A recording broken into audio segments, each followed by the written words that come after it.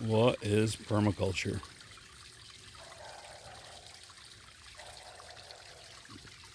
Bill Mollison didn't invent permaculture. Those dogs are right on cue. He did bring it to our attention. Him and David Holcomb put it to words. But it's indigenous knowledge. Understanding how the plants, animals, and fungi work together. Understanding the edge of a forest, as we see here, compared to being in the forest, where it's more wide open. And how we design for these areas. How we use microclimates like water and ponds and shaded areas and stone to collect and hold that heat. How we use these swales and ponds to collect that water. How we use perennial weeds and unwanted plants like stinging nettles and mints. How we plant in guilds so we can harvest in succession throughout the year and get these plants to work together. This apple tree, it's got grafted onto it 4 apples, so it's 5 types of apple. That'd be our key species here. Next to it, we've got a gummy berry that's loaded with red berries. Those are gummy berries. I just made jelly out of those. It's wonderful. That's fixing nitrogen in its root system for the plants around it. There's a silverberry, a winterberry over there doing the same. That fruits in the fall, winter. There's an autumn olive here.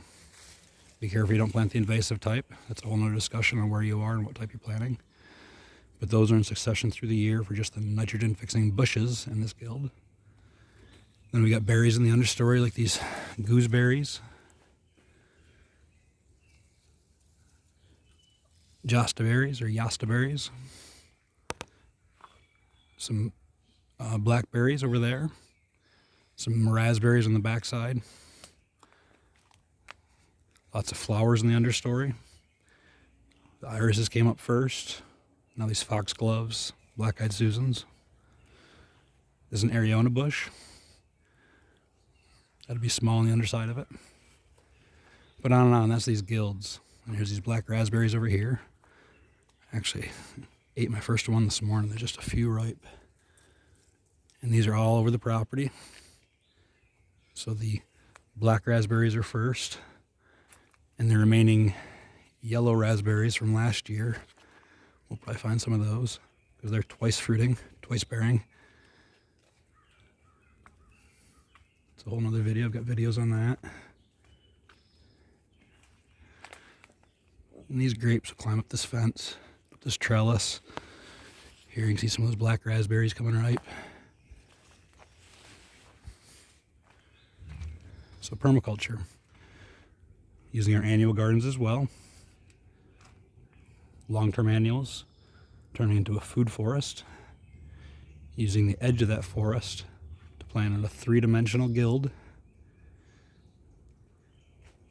Using plants, animals, and fungi to meet the needs of the whole. It sounds like a generic statement because I say it so much, but it's just the truth. There's so much abundance around me. Welcome into more strawberries all around here. Mints, multiple varieties of mints mixed in, and blueberries and honeyberries. Have you seen these videos? I'm a broken record. Asian pears and mulberries, they're just coming ripe. And jostaberries again. And gooseberries. There's a mulberry right there. Probably a couple cherries on here still.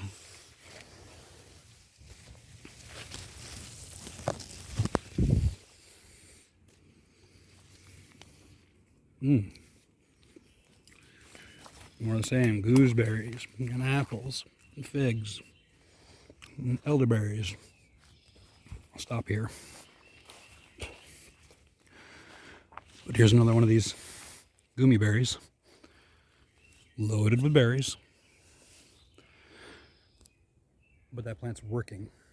It's fixing nitrogen, calling in insects, calling in pollinators. Hope this helps. I'm George. This is Fat Ninja Farm.